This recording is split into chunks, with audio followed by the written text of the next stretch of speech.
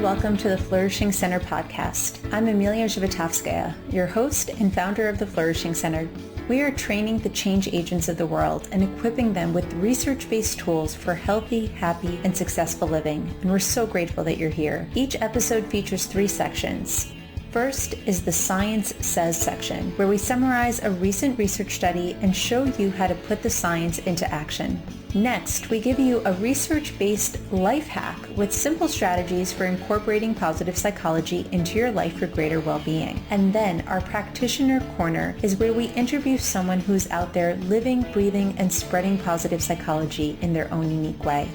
Learn about how they're growing their personal and professional work and get inspired with strategies for how you might use positive psychology in your own life. Thanks for listening, and let's dive in. Today's Science Says explores the impact of technology on social well-being. In our life hack, we look at a simple strategy for brain matching, which will enable you to change other people's behavior. And in our Practitioner Corner, meet Katrina, who transitioned from working in a dental clinic to becoming a resilience coach and trainer. Let's dive in.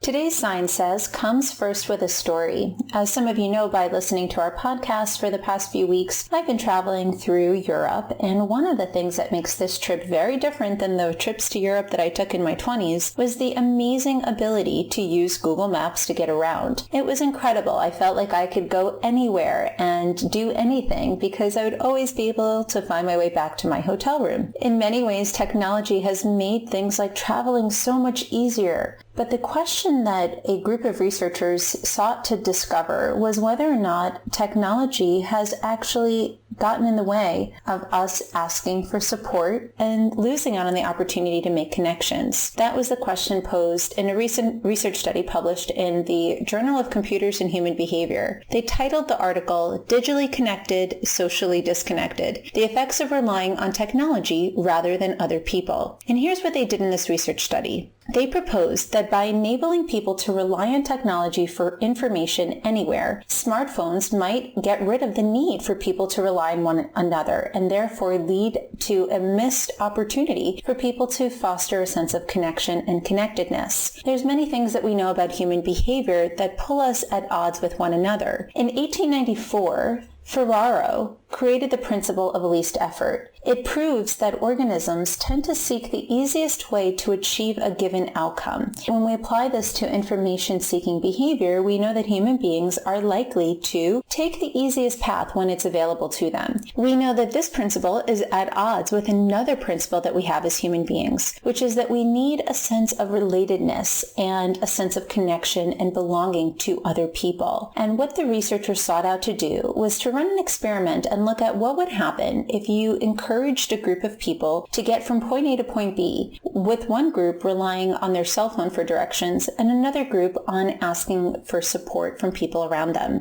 Here's how they ran the study. They first asked people whether or not they knew of a various building on campus. Then they randomly assigned people to either complete the task by using their smartphones, which was the phone condition, or without using their smartphones, the phoneless condition. Aside from this, participants in both conditions were able to use any other strategies that they wanted, such as asking other people for directions, using signs on campus, or simply just wandering around. What they found is that the people who relied on their phones felt less socially connected. Obviously, this means that they had to rely on other people in order to find their way from point A to point B.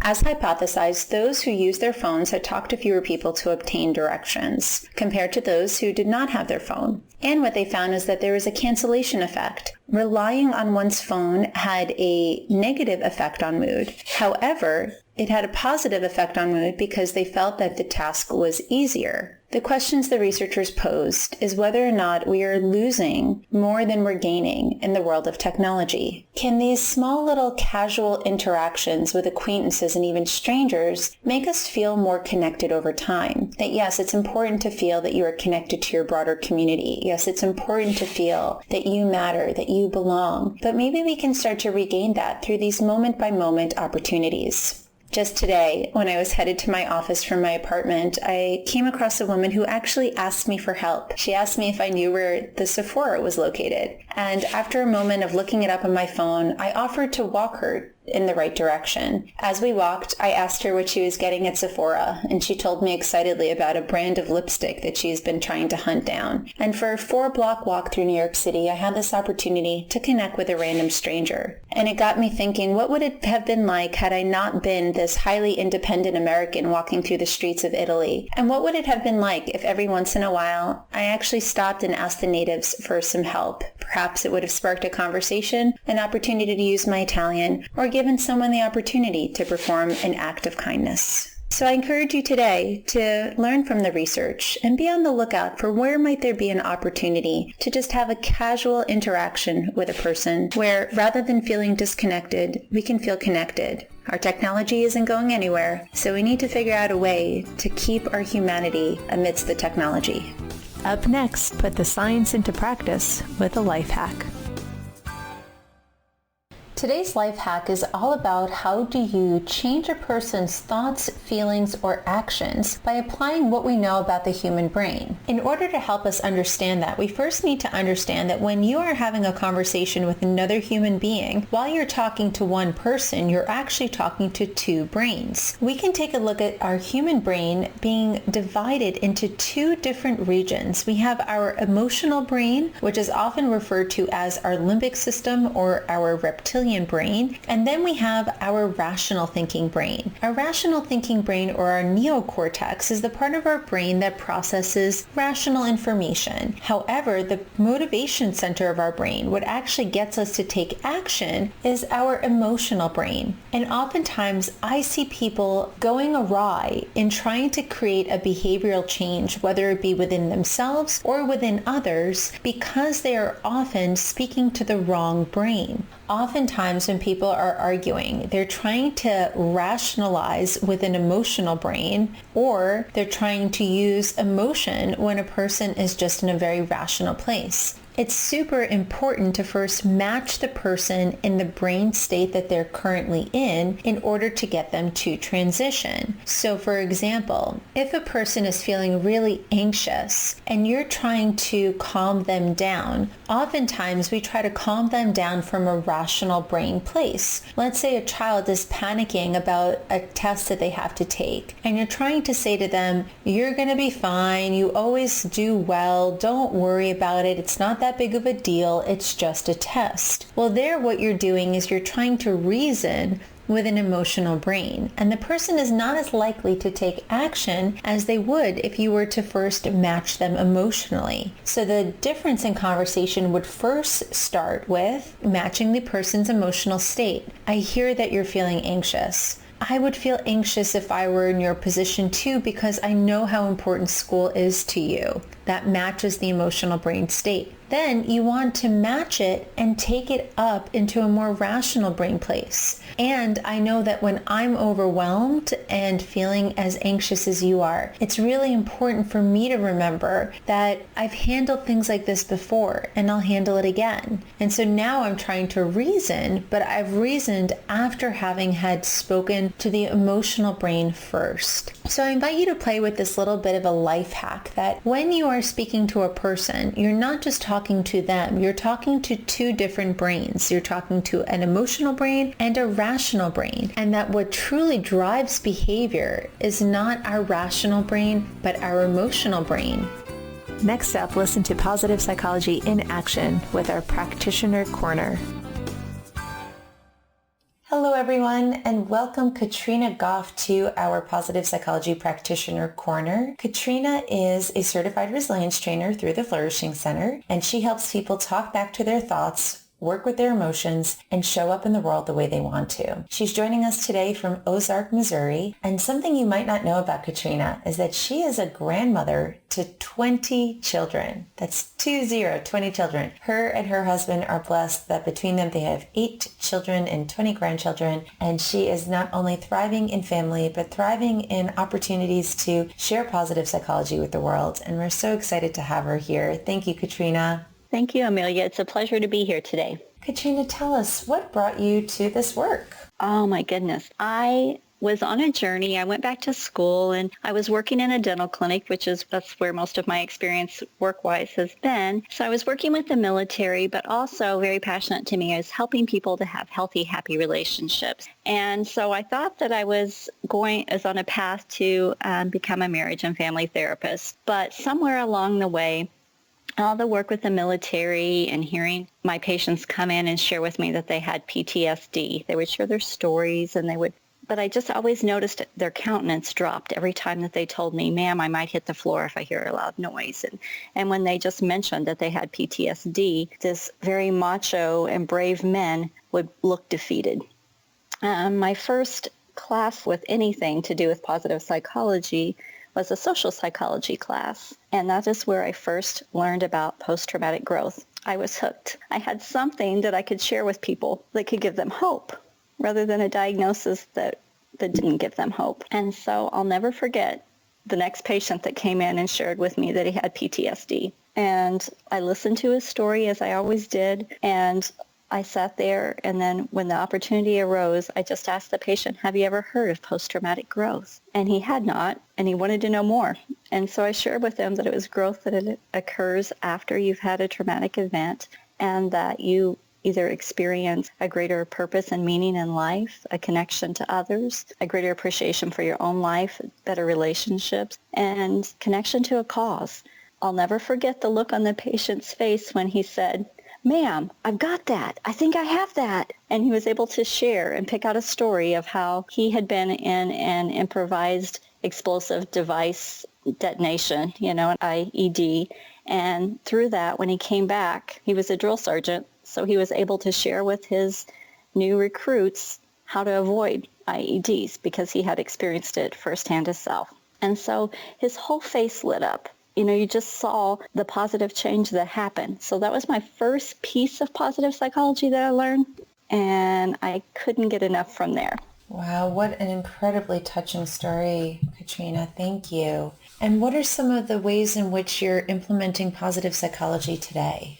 I have been very blessed to be able to implement it in many different ways. For the last 4 years, I've taught at a career college. So I knew that these skills in positive psychology were the missing piece of the curriculum, that we could teach people skills and we could teach them knowledge in their field. But positive psychology helps people be able to handle life. We can teach skills that help you show up in the world the way that you want to. I use character strengths with my students, and so they were able to be prepared for an interview knowing where they were strong. They didn't go into an interview and say, I'm bubbly. They actually knew where their strengths lied and how they had used them to help them through challenges. And so that was very empowering. I participated in several years of Character Day at the school, and that was really always very rewarding for me as well. I taught a lot of resilience skills as well to my students. I found that growth mindset and fixed mindset showed up so much in my students and how I could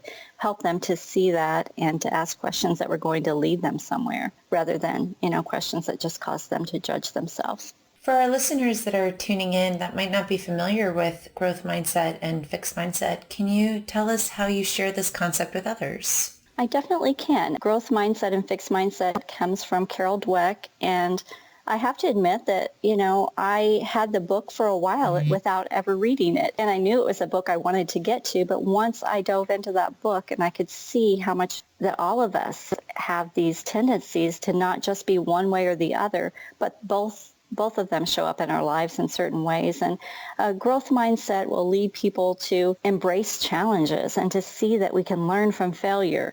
And fixed mindset tends to show up where you see people who are afraid to make any mistake whatsoever. They don't want to do a procedure. They don't want to learn a new task because they're afraid that they won't be good enough, and might make a mistake. And so I saw that so often with my students. So I was able to teach them that we learn through making mistakes. And that was the perfect place to be learning, and making mistakes was when we had plastic patients rather than real patients, because those times you don't want to make a mistake. So I was able to, help them to see that and to hopefully recognize it in other areas of their lives so that they could persevere outside of the classroom with those skills as well. Thank you for sharing that, Katrina. And I'm curious, what are some of the more poignant ways in which positive psychology has personally impacted you? I think one of the, key things, again, is the character strengths, and how when I was able to recognize my own character strengths and how they showed up in my life, then I could really feel free to incorporate those in even though I was already incorporating them, they're how we show up in the world, but it really gave me a better understanding of myself. Plus, it helps me to look at others and be able to see their strengths and how that teams are formed and how that, we can use where I'm weak and I can use where someone else is strong to accomplish a goal better. Growth mindset and fixed mindset shows up in my world as well. And so there are still challenges for me. I'm probably in that big group of people that feel that sales is one of those things that I'm just not good at. Yet I know through, all of this education in this field that we can learn and develop if we put enough time, practice, and get the right resources, that we can be good at anything that we choose to do in life, and that there's nothing that's outside of our reach. It may take me a little bit longer. That may not be an area that I am super strong in, but I can develop those skills. Thank you, Katrina. And so what are some of the most exciting things you're up to right now? I have just accepted a position at a community dental clinic as a coordinator of 6 dental clinics. And so with this work, I will be able to use positive psychology in my training and hiring and evaluations and putting teams together.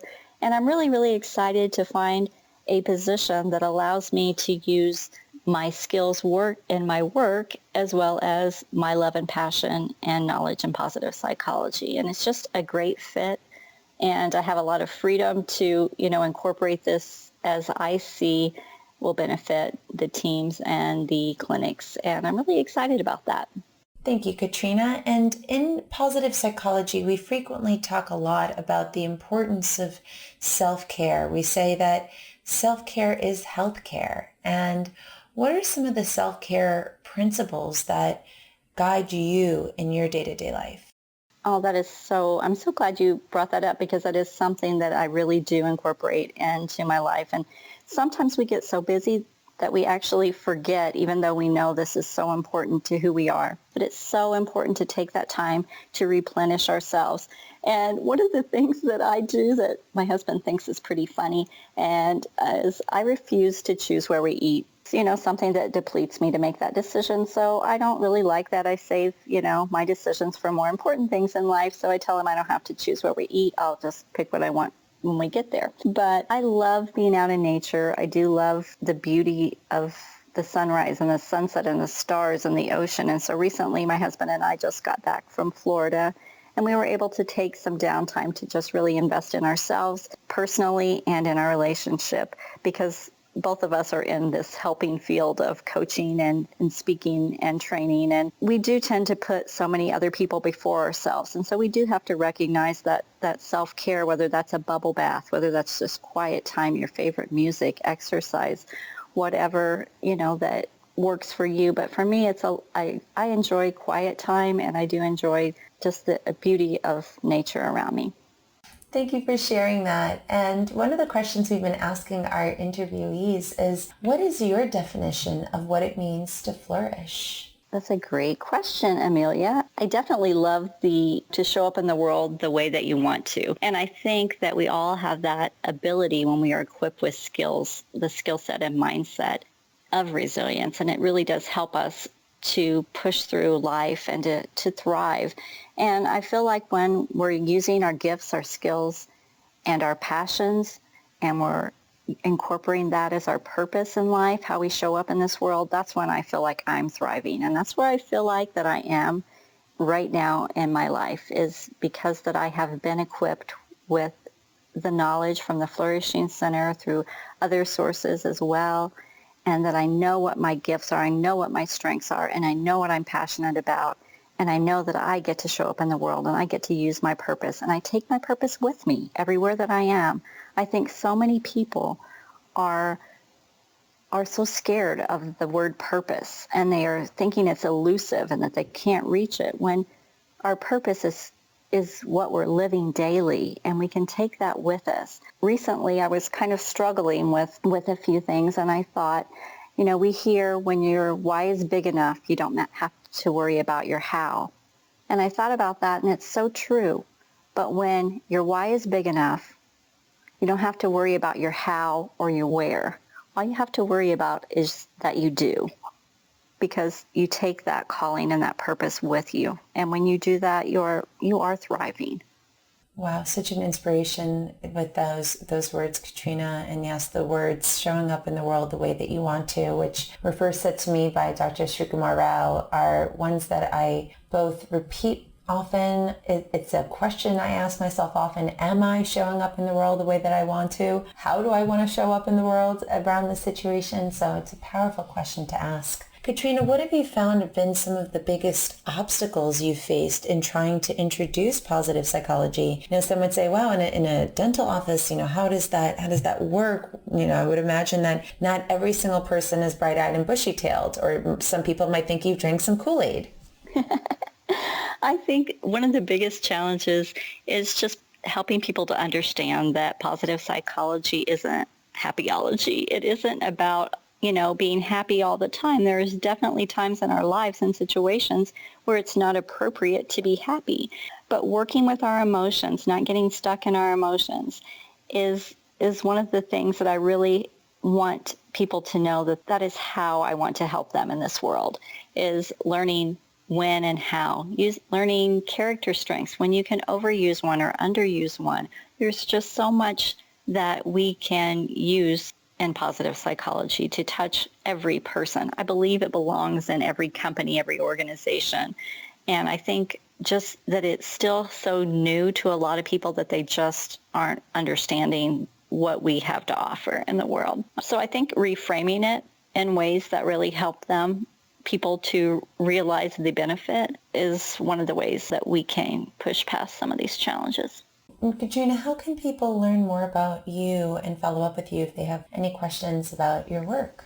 Probably the best way is on my Facebook, PS3 Coaching, and that's usually where you'll see my workshops that I have going. You'll also see a link to the Character Strengths Survey so that everyone can have access to that information. And if they want more information on what to do with that, then they can reach me, and I give a free consultation and help people to see if incorporating coaching can help them to reach those goals in their life that they would like to. I give a lot of workshops, the Bounce Back Better system. Thank you, Amelia, for creating that and sharing that with us so that we can share it in the world. It's one of the most incredible experiences that I ever had to go through the program, as well as the CAP program is too. I feel like both of those are so intense in my life, and they have really equipped me with everything I need to help people to know more about this work. And so I teach pieces of positive psychology that I incorporate in with MLMs. I recently did a Growing Your Mindset, Growing Your Business. And so I just incorporated some pieces of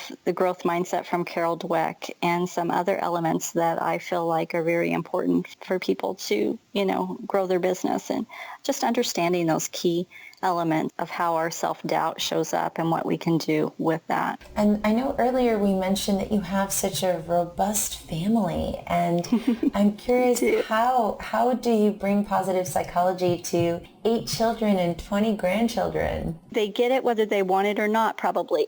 It's who I am. It's how I show up in the world. And so I love that I have this knowledge base to share with my children and our grandchildren, teaching them, how to look for what's strong in others, and even growth mindset. I sat down with one of my granddaughters who has very high expectations for herself, and she was reading, and every time she came to a word that she didn't understand, if I had to help her with the word, or if I chose to help her, when she wasn't getting the word, then she would stop and she would go back to the page and start all over again.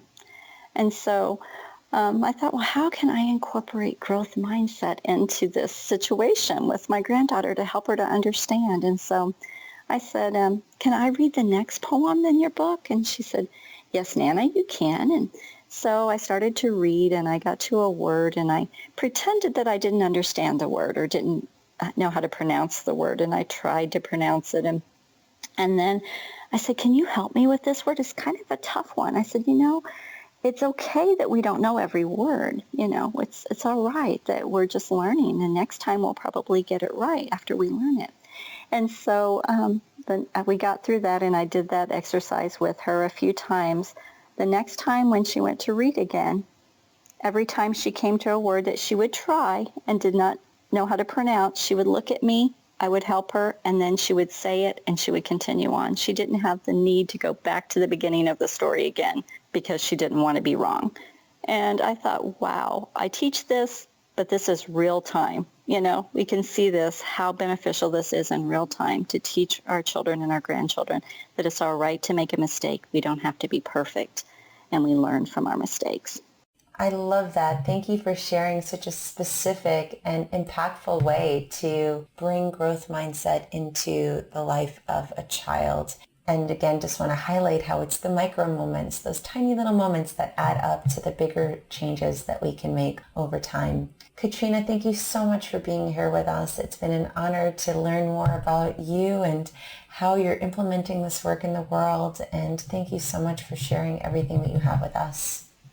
Thank you, Amelia. I really appreciated the opportunity. And as I said before, I can't thank you enough for creating the CAP program, the Certification in Applied Positive Psychology. And I followed that program for a while before I was able to step out and take it. And it was one of the most impactful things in my entire life. And then with the Bounce Back Better program as well.